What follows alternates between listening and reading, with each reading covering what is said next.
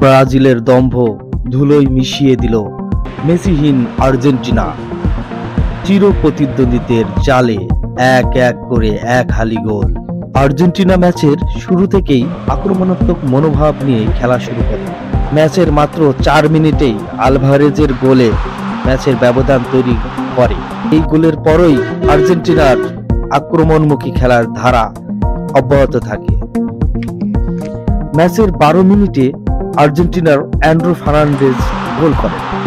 এটা আর্জেন্টিনার পক্ষে খুবই গুরুত্বপূর্ণ গোল ছিল, যা ব্রাজিলের প্রতিরক্ষা ভেঙে দেয় এবং আর্জেন্টিনাকে ম্যাচে শক্ত অবস্থানে নিয়ে আসে। ব্রাজিল কিছুটা ঘুরে দাঁড়ানোর চেষ্টা করে। 26 মিনিটে ব্রাজিলিয়ান মিডফিল্ডার ম্যাথুস কোনহা গোল করে ম্যাচে ব্রাজিলের জন্য একটা গুরুত্বপূর্ণ আশা জাগিয়ে তোলে।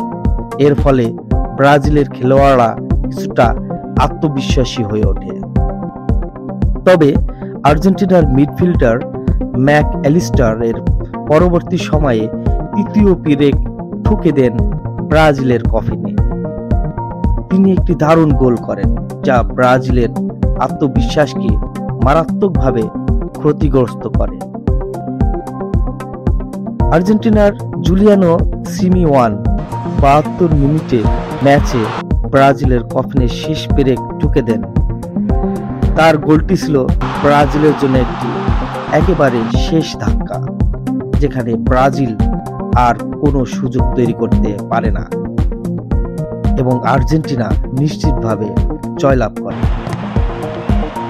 এই ম্যাচটি আর্জেন্টিনার শক্তিশালী পারফরম্যান্স এবং ব্রাজিলের দুঃখজনক হার হিসেবে চিহ্নিত।